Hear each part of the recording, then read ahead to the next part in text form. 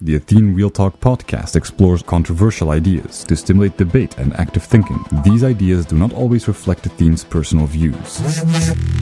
Welcome to the Athene Real Talk Podcast. He has been called the best gamer in the world, hands down. World-famous gamer and philanthropist Athene. Gaming for Good, it's called, has raised more than $20 million.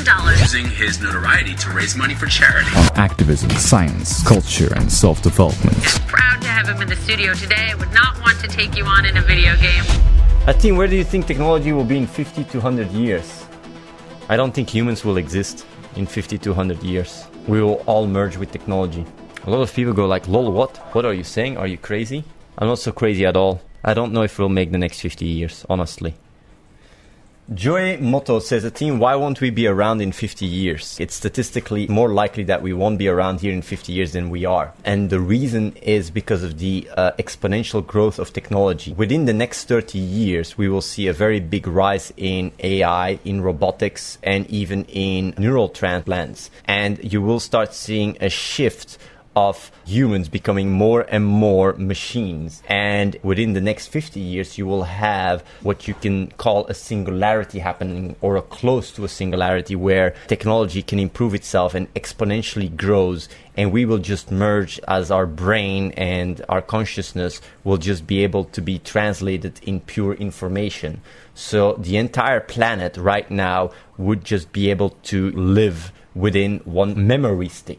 When you look at everything from the angle of information, and it's like looking at the internet. You look at the internet and you think like, okay, 30 years ago, the entire internet consisted only from texts. And you would think like, oh, maybe if there is a more improved internet coming about, then text will disappear. But no, like the information for text to be stored is very small compared to video. And video is very small compared to, well, like text is small compared to sound is small compared to video is small compared to VR video. And consciousness will also start being able to be uploaded, and you will just have consciousness within the machine, and that will take almost no space. So like all the memories, all the experiences of all human beings will literally be a very small fraction of what the technological superorganism is going to be. And we will just live and grow and be connected in ways that we cannot imagine, and we will be immortal. I'm afraid that's what's going to happen. You have watched a little bit too much Chappie. I didn't watch Chappie. I only watched the first 20 minutes and I couldn't keep watching it. Are you saying humans will become robots? I don't know if humans will become robots, because I say that we will all be part of a cloud, because becoming a robot is very inefficient. It's much more efficient to have a cloud that controls the robots. Why have a decentralized conscious robot if you can just have a cloud that has infinite power, just like Xbox when they released it? Well, I don't know how many people see the reference, but yeah, it's going to be like that. Red Raged Roaster says, that's a bit far-fetched. We will be very advanced, but billions of years of evolution, slow as it is, won't go away within 50 years. A lot already has, bro. If you look at the world and the planet and you go 200 years back, 200 years, that's not that much. And you look at the world, the planet, and you look at the planet now, how many forests have gone? How many habitats have taken place and replaced by cities? It's already happening. Joey Motto says, Athene, yes, eventually, but surely not in 50 years. That sounds scarily fast. We barely understand the human brain, never mind being able to recreate one and create consciousness. I've said that already in past streams, and I'm repeating it again. In 2020, which is in the next 4 years, the idea of singularity will become more and more popular. The reason why we have a hard way of imagining it is because the idea of technology becoming more and more autonomous and self-aware is very far-fetched. But as technology advances exponentially, our cultural limited view on what is possible will start being widened through reality and through technology. And we will be more and more open to the idea that that's inevitable to happen. And I think by 2020, you will already start having more and more singularity movements. There is already singularity movements now, but they're very small. But it's going to start becoming more and more. I talk to a lot of like higher people in companies, and I'm talking about CEOs. And what I'm talking about is literally chit-chat in CEO meetings of technological companies because they are literally like the frontiers and pioneers of that, and they see this shit coming from far away. You have a Singularity University already coming up. You have Google working on a lot of kind of stuff. Shit is about to go down, and it's going to happen sooner than you think. If you would say 10 years ago that people would post their private life on a website, they would say you're fucking nuts. They would actually put you in the nut job house. Technology is advancing rapidly, exponentially, and it is unstoppable. Do you guys find it really that crazy when I say in 50 years humanity will probably not even exist? We will just be part of some higher being? Do you find that really very absurd? I don't think that's so crazy at all. I'm a very smart guy, and I talk to a lot of people, and I read a lot. I'm very informed. So I'm in a position where, of course, I can't talk with so much authority because, of course, I cannot see the future, but I can speak with a level of authority, and I can tell you that what the future is going to bring us in terms of technology is going to get crazier and crazier. You won't be able to scratch your imagination to even figure out what's still yet to come, and it's all going to happen very soon. It's already happening. Next 50 years, we won't make that. Someone says, I think we will kill ourselves with nukes faster than we will. I think that's very unlikely because the chances of that happening were much bigger during the Cold War than it is now. Because right now, you don't have really countries having power. Right now, the ones that have power is the companies. The world is more and more dominated by economy and companies, and countries and boundaries are less and less part of that. And it's in all benefits. Like a nuclear war is basically the end of everyone. Everybody dies. GG. Why would they want to do that? Why would anyone with a sane mind saying like, okay, right now I want the entire planet to be dead? Because it's not like, oh, we can take out Russia or we can take out US. No. The planet is gone. What the fuck, we will die in 50 years? No, we will not die. We will merge with technology. And it's already happening. The merge with technology is already happening. The reason why we have such a hard time thinking of merging with technology is because we have a flawed paradigm about identity. We look at ourselves, we look in the mirror and we think, oh, this is who I am. And you draw lines. But what you are is not what you see in the mirror. Everything is part of you. Everything. If you look at consciousness and how the brain works, everything you see, everything you experience takes place in your brain. Everything. It's just an interpretation. Even the concept of the self is an interpretation. It is a construct in the mind. There's actually people that have issues with that and they just feel their environment. So when you look around or when you look at me and you see someone else, that's wrong. I'm part of who you are right now. Everything around you is part of who you are from a neurochemical point of view. This is not even spiritual. This is very neurochemical. And because we have a flawed idea of identity and we grow up with ideas of this is who we are, this is who we are, it's just bullshit.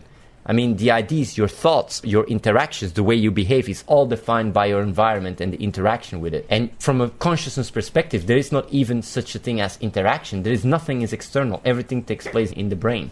So yeah, if you look at it from that point of view, then technology is already a part of us. We are already merging with technology. Just me talking to the camera, me picking up the phone and starting to talk, me picking the phone and doing calculations. It is already an extension. It goes hand by hand. Our ability to think, our culture, the thousands of years of culture we've gone through, that is something that has been happening in the mind. It's information. It's an information extension. And just as education has helped us to develop the brain, technology and insights will allow us to increase the brain capacity. We're already doing that with drugs. There's already certain drugs and certain supplements you can take that increase your ability to think. So for us, it's hard to wrap our head around it because we just have a sense of identity. But at the end of the day, the identity is merely a story. That's it. It's like looking at the movie. If you want to understand it, it's like watching a movie. You watch Neo in the Matrix and you see Neo walking around and you go like, oh, this persona, this and that. But the thing is, the movie is not Neo. The movie is the entire file. And it's the same with you. You are the entire file. And you can't just cut Neo or yourself out of it. Because cutting yourself out of the file just turns you into useless data. Just useless data. You are part of your environment. The environment is part of you. And as we grow and as technology is more and more an extension, it will only get bigger and bigger and bigger. And there will be at some point our ability to really transfer our neural activity to electronics. Do you guys think I'm crazy when I say this shit? I'm not such a crazy guy. Think about this. If you're thinking about what I'm just telling you to think about right now, the thoughts that go in your head are words, right? While you're thinking right now in your head, you're thinking with words. You're thinking with concepts. You're thinking like, what is Athene talking about? What does he mean with thinking about what I'm just saying? Okay, like just the English words that you're using to think about what I'm saying to think about have been educated to you. If you would have lived in another country, you would be thinking differently. If you would have lived 100,000 years ago, you wouldn't even have the ability, the language to think. Where did that language come from? Your ability to think itself is part of your environment. Your environment has allowed you to be able to think for yourself. You're actually using your ability to think through the eyes of others, and yet you take others out of the equation. That is insanity, not what I'm saying here. I'm just putting the puzzle pieces together. Your environment is part of what you are. Your entire being, your thinking, your ability to even think is created and constructed through the eyes of others, through your environment. And the flawed sense of identity is also part of it. And that's why I'm talking about those things, because if you are able to understand those things, you can take distance of your identity and you don't have to carry all the baggage of your past. That's just a story. Like, let's say you get cloned right now, an exact copy. And you might say like, but that's impossible. You cannot clone people. Do you know that they mapped the brain of a worm? They put it in a Lego robot. They didn't program it to do anything. They just copied it. And the fucking Lego robot started to act like the worm. And the reason why I'm saying this is because what we are just a much, much more complicated worm. But if it can be done with a worm, why can't it be done with us? It just requires technology. So what if they start doing it and they clone you right now? Now imagine you are the clone. Imagine you are the clone. Like, who were you yesterday? You didn't exist. It's a very important thought experiment because it allows you to take distance of who you are. Your story is merely a story. That's it. You could be the clone right now.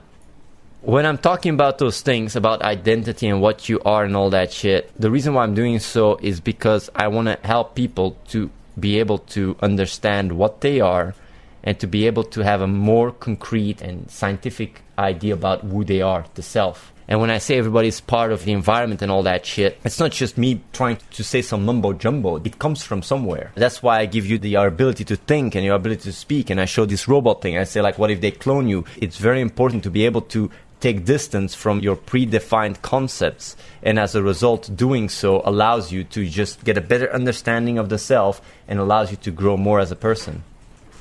If you just meditate on being the clone and you come with certain insights out of that meditation, your view about the world will be more in line with your view that you have right now without doing that thought experiment. How fascinating is that? If you really meditate on it and you close your eyes and you think like, what if I'm the clone? What the fuck? The insights you get from that thought experiment are more in line with reality because you are merely an ever-changing unit without center. That is what science tells us. That's what neuroscience tells us. So carrying your entire baggage of the past, it's only good as information. Something like you're watching a video. You might as well just have watched your life as a video. And if you have that mindset, it can so much more easily allow you to learn from the past, try to be the best version of self, and just improve. What happens when you die? If we merge with technology, there is no such a thing as dying. You will just be immortal. But the thing is like, maybe you are already immortal. And you might say like, what the fuck is this fucking stream? What is this fucking weirdo saying? Like, where does it like, look up quantum immortality? Maybe we are already immortal. Maybe others can only die for you, but you cannot die. And that is the case if the many world theory would be true. Because if you die, there is a version of yourself that wouldn't die, and you would only keep experiencing the version that doesn't die. And this is not me making this shit up. I'm just reading Wikipedia. Quantum immortality, quantum suicide. Google it. I like how people are laughing with me. Go look it up, guys. I'm not making this shit up. Hart Rango says, let's jump off a bridge, prove him wrong. No, the only way that I can prove this wrong is by jumping off a bridge myself. You know, I had a crazy theory about it. The reason why we are what we are is because relative to the reference frame, which is me in my situation, everything that happens around me is what is statistically the most likely, right? Things that are less likely do also happen in my reality, but by happening, what you basically have is more realities with the version of myself where it wouldn't happen. So you're like a mixture of all the possibilities. When you play a hand, aces for example, every single situation happens. The opponent has every single type of cards, but you only experience the ones you experience. So same with the lottery. If you play the lottery, there is one version of yourself that wins the lottery in an alternate reality. Although if you take the total balance, in total you would have lost money to the company. So that's why playing lottery is really stupid. But the really fascinating thing that I was thinking about, I was like, let's say that is the case and everything is actually just a statistical expression relative to the reference frame. What would you actually need in order to actually bypass statistical glitches? For example, when you jump off a bridge, the chances of you surviving is astronomically small. So in your reality, you would actually need a safeguard system to increase the chances of you existing within that system. That's what I was thinking. Should there not be a safeguard then for asymptotes? Like let's say exponentially small and infinitely small chances, then it would be more likely that there is actually a system in place that would allow me to backwards rationalize it. And then I was like, fuck, what if dreams is what that is? If I jump off a bridge right now, I just wake up and I would backwards rationalize like, oh fuck, that was a nasty dream. Maybe that's why we dream. The reason why we dream is because in the many world theory, that's a more likely version to be, so you can filter the anomalies. Maybe that's the reason why we dream. You know what I find very fascinating? How can science or just general physicists or whatever think that the universe, the Big Bang, just happened out of nowhere, right? It just happened. And it has happened this specific way and not any other way. To me, that is so unlikely, even from a physical point of view. Of course, you need to find evidence that would support an idea that there is different Big Bangs. But wouldn't it be more and more likely that every single universe would exist rather than just this one?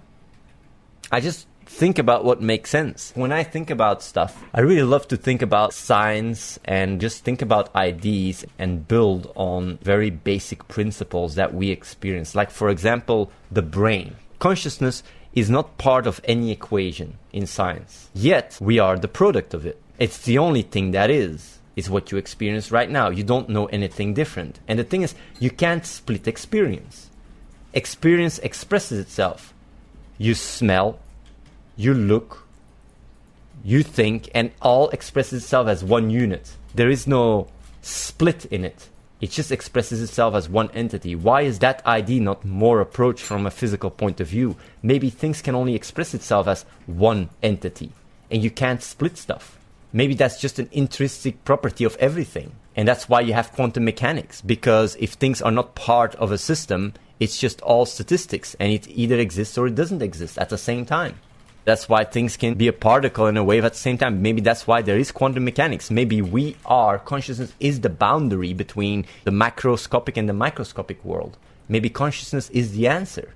Maybe we are the reason why the speed of light has a limit. Maybe it's because the neural activity of our brain has the speed of light, and that's why you cannot go faster than the speed of light. Maybe consciousness is the reason why we see the constants in physics, and not the other way around. And I find that so fascinating that those things are seen as completely craziness, even if you think about it, but it makes a lot of fucking sense. There is something like logic. I wonder if someone has here logic. It's something that I thought about when I was, I think, 12 years old, what I'm going to tell you guys right now. And it's a very stupid thought experiment. If I think about it, it's very hard for me to rebuke it. I don't know what I'm going to say now is true. Basically, what you have is, you have the universe, right? You have yourself, right? And you have the third person of you looking at the universe, right? As a scientist. So basically, when you look at science, the logical buildup is always you have the universe and then we came about to exist and we are here, right? But since I was 12 years old, and I'm not even kidding, I said like, but how can you say that the universe was first if it requires you to look at the universe as a third person before you can see the universe? So logically, isn't that what comes first? Your consciousness, you watch the universe, you look at the universe as a third person. That is the sequence. You can't have a sequence of the universe, then we looking at the universe, because if it wasn't for me having consciousness, I wouldn't be able to watch the universe in the first place. So logically, isn't it that consciousness has to come first? Isn't that like a fact, what I'm saying here? A logical, simple fact? Or am I talking out of my ass? I find it fascinating how people say like, yeah, but we wouldn't exist without the universe. But the thing is, what is very absurd about it is you would only be able to make that statement because you have a consciousness. What if you wouldn't be conscious? You wouldn't be able to even make that statement. So consciousness has to come first before you can even make a statement about the universe. Everything takes place in your consciousness. Your entire life, everything. It's like you dream something, and in your dream, you're dreaming about the universe, and you say like, oh, the universe comes first and then the dream, until you wake up and you start wondering like, oh no, actually it was me. That's something I don't really understand. I'm not saying that we are bringing about the universe. I'm just saying that logically, consciousness is the first step in building your logical argument. Because without your consciousness, you can't even think about science. You can't even understand the universe to start off with. You can't even think in third person without consciousness. So why is even exploring the idea that consciousness might play a bigger role in our understanding of what we are and what the universe is, why is that such a taboo? If logically, consciousness is the first step. Actually, not even consciousness. You are the first step. You are the first step logically, because without you, you wouldn't have time, you wouldn't have space, you would just not exist. Isn't the existence of everything you experience around you, doesn't that start with you? I find that so obvious. I was 12 years old when I thought about it, and still yet now, I still don't see a reason how that is flawed, what I'm thinking here. In order to understand consciousness, you need to have consciousness, right? Are you implying that something doesn't exist unless you observe it and therefore consciousness was... No. I'm just talking very pure logically. In order to build a logical argument, you first need consciousness. Because that is what you start off with. It's your foundation. Because without it, you wouldn't even have the ability to think or talk or even have a conversation. That's all I'm saying. But someone says like, no, consciousness is something that evolved chemical. But that's an idea, concept that is brought about through your consciousness. If you weren't conscious right now, you wouldn't even be able to type this in the chat. So isn't your consciousness the first thing? You need to have consciousness before you can even understand consciousness, right? You need consciousness to even be able to understand the universe. You know nothing, I think. But like, listen, like I'm just asking a question. Like it's a simple question. That's something you guys can understand, right? Can you think about the universe and about science without you being conscious? Is that possible? Can you think about the universe? Can you think about everything without you being conscious? Is that possible? That's my question. I have a very hard time to project myself into a reference frame that does not have consciousness as part of the equation. People say, no, and what's your point? Well, my point is that the start of everything is consciousness, rationally. I'm not saying the start of the universe. I'm just saying logically, consciousness comes first, then you have the ability to understand consciousness, and doing so requires consciousness. That's all. The ability to understand the universe requires consciousness. Without consciousness, you can't understand the universe. You can talk about the universe from an abstract point of view, but objectively, the universe cannot exist. The universe can only exist subjectively relative to a conscious observer. You can talk about the universe and think about, oh, there's possibility for a universe to exist, but you need a conscious observer in order to even be able to think about the universe in the first place. If there was no consciousness, then the universe is just a concept, but you don't even have a concept. How can you even think of the universe? How can the universe even manifest itself? What is the universe without consciousness to be there to see it? What is the universe? Isn't that an interesting idea to think about? What is the universe without consciousness? Then you could imagine any kind of universe. Maybe there's infinite amount of universes. But if that is the case, what is the one that makes this one so special? Is that we are conscious. Yes, cool idea, Athene. It's called religion. I don't know how many people really understand what I'm trying to communicate, because a lot of people don't have the ability to look at themselves and understand, I see the world through my own eyes. If it wasn't for me being conscious, this world would never have existed for me, because me wouldn't have existed. Like the world wouldn't have existed for you if you wouldn't have existed.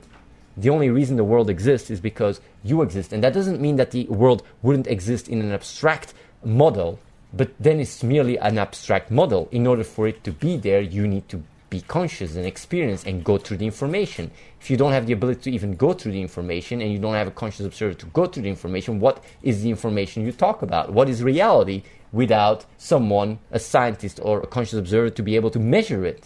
I'm talking from consciousness perspective.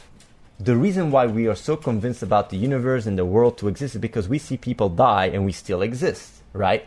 So I see my parents or my grandparents die, I say like, I still exist, therefore the world has to exist without me. And it's something you take for granted, right? But the thing is that only applies because you acquire the ability to think as a third person. You look at the world from a third person.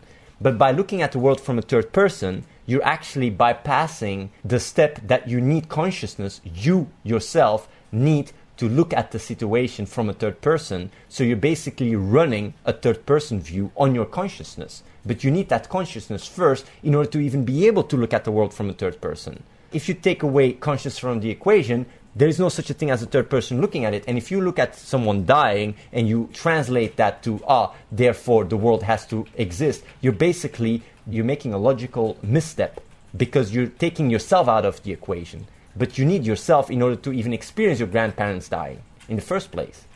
So our ability to look at things from a third person and exclude that from our own consciousness is a logical fallacy, to put it that way. And that's why a lot of people have a hard time understanding what I'm talking about. But the consciousness is the foundation, your consciousness. And everything takes place within that. I'm not saying that you create the universe. I'm just saying that without consciousness as part of the equation, you wouldn't even be able to talk or think in third person about the universe. That's all I'm saying. So I'm not even talking about God or anything. Thank you, CG Stream. This is not rocket science if you think about it logically. Thank you. At least one guy gets it. I saw a few people getting it, but so many people are saying like, religion and this and that. This has nothing to do with religion. I'm just trying to build a logical argument. And within any kind of logical argument, consciousness is the foundation, right? Or am I wrong? If you guys give me a good argument, tell me please. I would love to be wrong about this one. Athene, how do I even know that you exist? That's a question that I ask myself. It's like when you dream, I have a very easy time doing lucid dreaming, right? And what lucid dreaming is basically, you dream and you're aware you're dreaming. And by being so, I've done a lot of experiments while I dream. For example, I said like, if in a dream I read a book, that means I have infinite amount of potential to be able to memorize things. So I lucid dreamt, I took a book, I started reading, and I saw that the phrases I read started to become blurry. And I was like, oh damn, normally you're not aware of that while you're dreaming. But if you're aware of it, you see that you can't just read pages. Then I was like, what about mathematics? Can I do mathematics? Like even that, it's very hard to do mathematics in your dream. And then I was like, if everything in my dream is brought about me, then the people I talk to have to also be me, right? So I talked to a few friends of mine in my dream. And the fascinating thing while I was talking to them is that I could control them in terms of like how they look, and I could change them into pigs or whatever. But the people they are were outside me.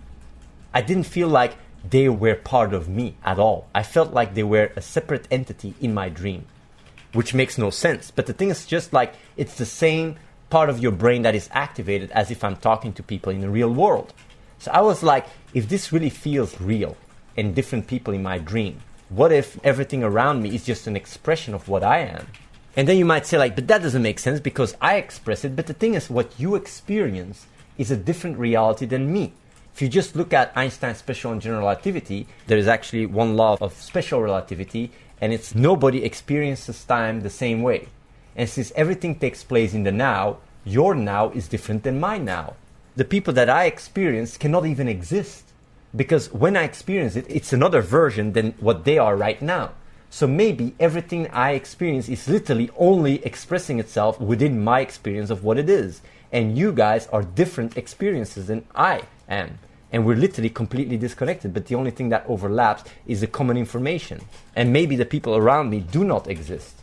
And the people around you do not exist either, because they cannot. Only the now can express itself. What if that's the case? So yeah, it was pretty fascinating when I was thinking about it. It was like, what Einstein is basically saying is that two separate entities cannot express themselves conjunctly in the now. It's either me expressing myself now, or it's Reese. So maybe the Reese that I experience literally cannot exist. It's just an echo. It's just an echo. That's it. Am I doing too many mindfucks, guys? Now he's just talking shit. No, think about it. Think about it. I mean, everything takes place in the now. My now is different than you because we are separated in space. Every single point in space and time is a different point. So basically, the reality that you experience in the now is always different than the reality anyone else experiences in time, within the now. You cannot simultaneously experience the same event. It's impossible. Unless you're both on the same time in space and time, but then you're the same object, to put it that way. But yeah, that means that every now is different, and maybe, the world that we experience is different. Athene, how did you learn to lucid dream? I have never had issues doing so. When I was younger, I thought everybody could lucid dream. So yeah, the relativity of simultaneity, what I wanted to say, like that you cannot experience the same reality in the now from two different perspectives, but you can take it even further. And what I mean with that is, what if we are all the expression of the same thing? So what I mean with that is, what if everything is the expression of the same thing? So like when you experience yourself, right, and you experience your experience, let's say you think and you meditate and you try to experience your experience, you have a certain sensation, a certain level of being, a very pure level of being, just the aspect of being. And I was talking to Reese about it, and I said, like, do you have that as well? And he said, like, yeah, I also have that. And I was wondering, what if it's the same for everyone? What if that core being is the same for everyone? And Reese is just a different expression. And in that regards, if you take the story out of the equation, just like the person you clone, maybe Reese is just a different expression of that being, and me a different expression of that being, and we're all just the same person. The thing is though, if I am on one moment, because that is connected to the now, if every now is different, right, and you cannot exist in my now, then maybe I'm just a different expression of you. And you might say, like, I don't really understand that, but let's boil it down. Let's say every single reality exists, right? And every single choice you have made in the past has actually happened, and you are just a version of your certain choices, just like Mass Effect. It's your storyline. You can just put it in an information string. So if you go back and you made different choices, you could see yourself and go like, okay, this is not me right now, but it's still me from when I was 10 years old. I was the same person. Just like twins. They can completely be different depending on their age. But like, let's go back even. Because you could still say, like, are you the person when you were 10 years old? Does he still exist? You could say, like, yeah, but that's me. Is that the case? Is that the actual case when you think about it? What if you go even more back when you were a baby? What if you go even more back and you were in the womb? What if you go even more back and you go to the DNA, to like the sperm of your daddy and your mommy, and it comes together? What if you go back? Like, how far do you go back? Maybe every single split, to put it that way, expresses itself in a different way, and that splitting bringing about Reese and that splitting bringing about me is just the same thing. And since every now is isolated, to put it that way, on one moment I express myself as Reese, another moment I express myself as Athene, another moment I express myself as one of the viewers or whatever. We're all the same entity. And the connection we experience is merely all expressed within the consciousness of what you experience. So that is me. And this reality is only there for me. The reality you experience is only the one there for you. I'm just thinking out loud, you know. The thing is, you wouldn't know. If this moment I'm me, and next moment I'm Reese, and then the moment afterwards I'm me again, I wouldn't know that I was Reese. And then me again. You wouldn't be able to know, even if it was the case. The only reason that you know what you are is because of memories. You change those memories, you're a different person. Same with the clone. Like, you are the clone right now, right? Let's say you wake up and say, like, you're the clone. Who were you yesterday, right? The only thing that you can go about is your memories. And is the memories what you are? Is the essence of you your memories? Because maybe the essence of everyone is the same. It's just an idea, a thought. I'm just throwing it out there. I'm not saying that's the case. I'm just throwing it out there. Is anyone's brain like burning right now, or is it not too bad? It's quite some mindfuckery. But it's very important to think about it though. The reason why I think those ideas are not very practical in life, when you think about it, but it allows you to challenge your beliefs and take distance from your ego.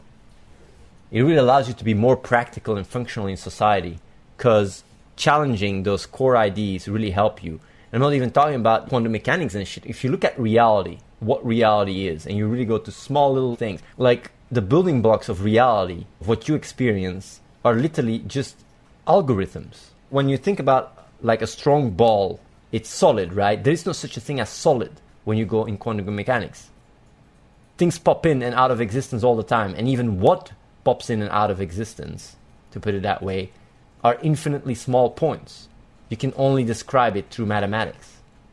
So if we would be a simulation, there is literally nothing in our entire observation scientifically that would disprove it. Nothing would disprove that we are a simulation. It would rather point towards that. So when I'm giving really reality challenging thoughts, it's not because I'm really challenging the scientific beliefs of what we are. No, I'm actually using those to come to what I'm saying right now. I'm using the data and information. That's how I build up those shit that I'm talking about.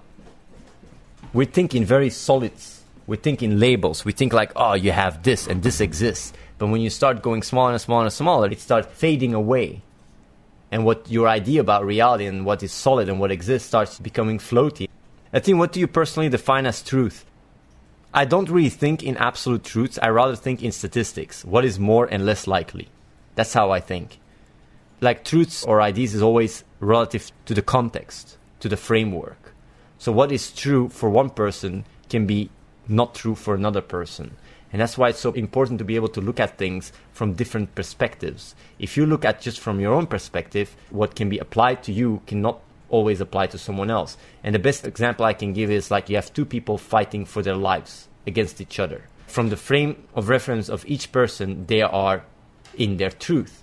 Maybe one is a Nazi and he has to do it else he gets shot. The other guy tries to save his life because the guy wants to kill him.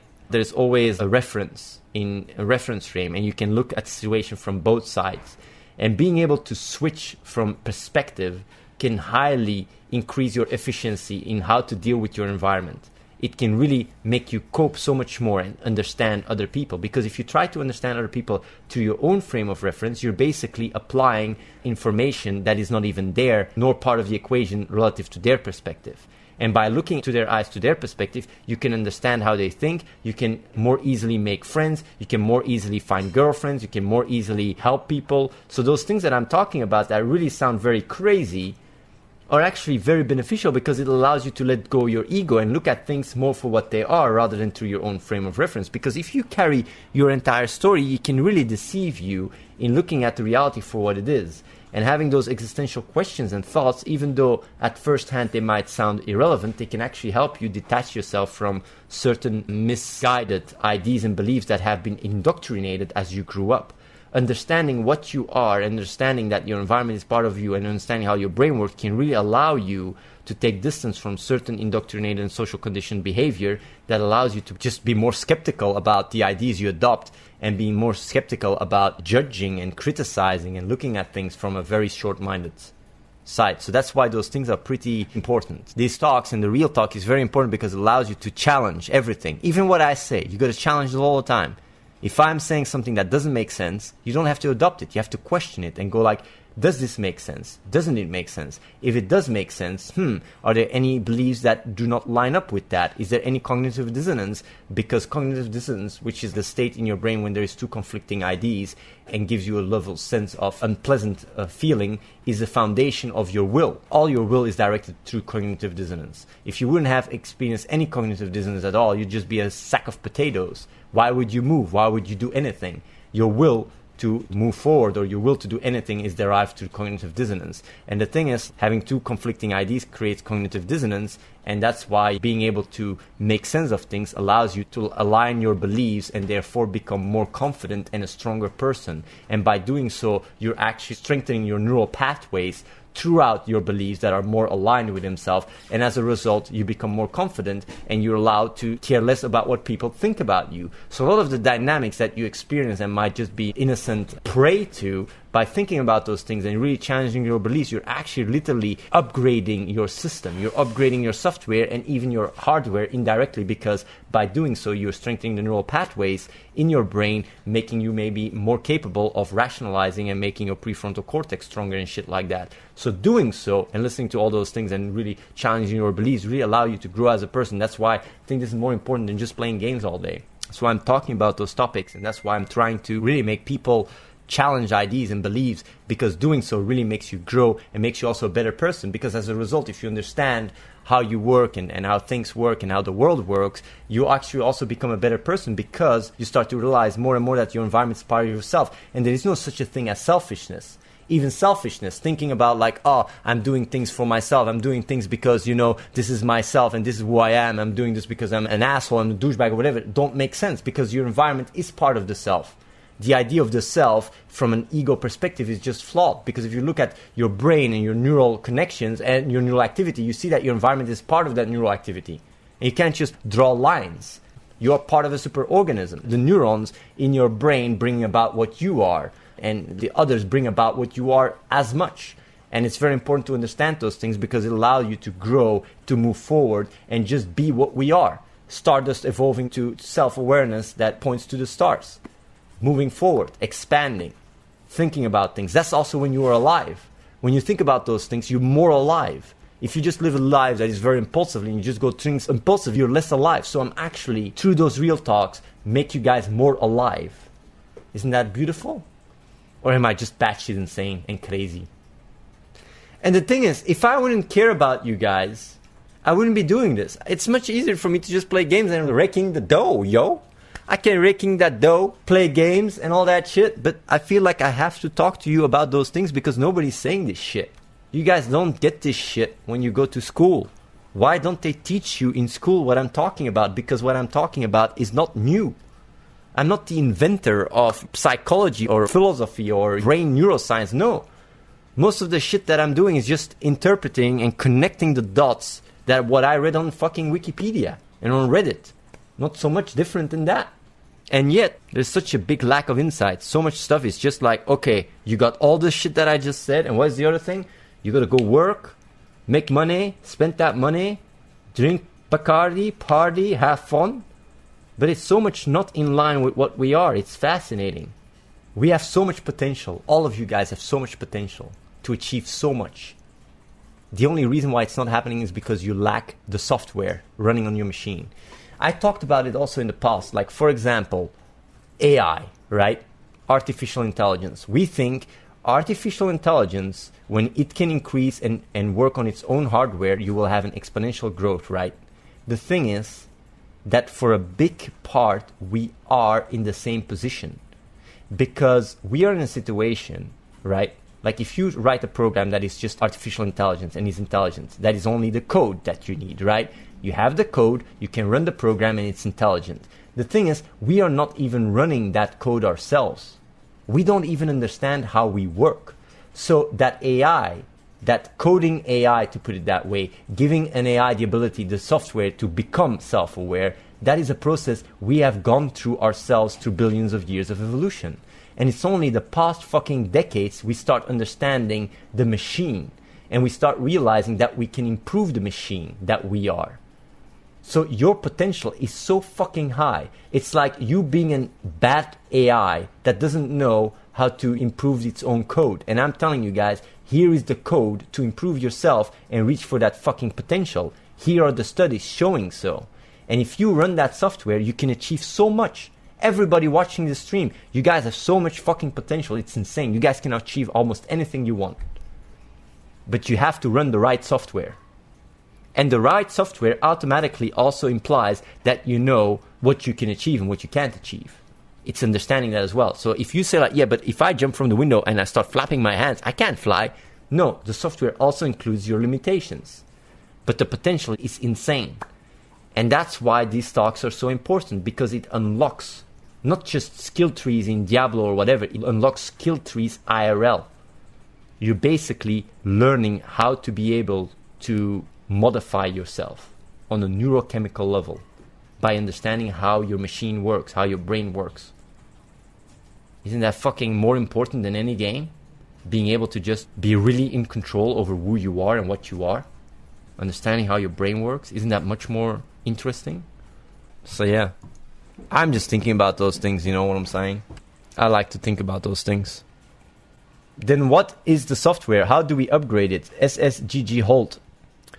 The best way to upgrade your software is to understand how your brain works. And when I'm talking about neuroplasticity, your ability to train your brain, you can actually, just like working out, if you go work out in a fitness, right, and you build up muscle, it's normal to understand, like, yeah, you can't just be a bodybuilder from one day to another. You got to work out, right? Same with your brain. You got to work it. You got to work out your brain by making the right choices, by trying to be the best version of yourself. That's how you work out your brain, and you become more and more capable of doing so. It's not just like downloading a file on your machine and suddenly you're fucking Neo. No, that's not how it works. But what you can do, though, is download a file that tells you how to work out and how to improve your brain. You can download that file. That's software you can do. And the problem is that for each person, it's different. That's the problem. For each person, it's different. One person would understand and vibe with something specific, another would do it a different way. It really depends from person to person how that works. If you would have like a brain transplant, most of your abilities would be copied. Of course, there's also other neural networks. There's also even neurons in your gut and in your heart. But the brain itself, you'd still have the memories and all that shit. You'd even had the mirror map of your body. You would still feel like you have 2 hands and 2 legs, even if you are drifting in a robot. And that's what you call also phantom limbs. Like people sometimes when they lose their arm, they still feel like they have an arm and they can grab things. And sometimes they feel like they have pain in their hand while they don't even have a hand. You can look it up, it's phantom limbs. So yeah, most of the brain, most would be copied. I think so I could become immortal if my consciousness gets moved to a robot body. Yes. Yes, you could. Sometimes I think about it. I think about when it comes down to clones, what if you get cloned and the original gets destroyed and you never tell the clone he got cloned? Did the original die? Because the guy wouldn't even know. When you start thinking about that, death becomes really weird. The idea of cloning really is a mindfuck to me. It really makes you think like, what is death? Do you think this generation will overcome death? Yeah, I think so. I think so. I think most of you guys will never die. I will never die probably either. And if tomorrow I get an accident or I just die because whatever, you guys can go like lol in the chat. It is a shame though for all the people that die now because they just missed the Singularity train. But maybe we'll just be able to simulate them anyway afterwards. Subscribe to youtube.com/AtheneWins. Watch the live stream at twitch.tv/AtheneLive and follow the real Athene on Snapchat.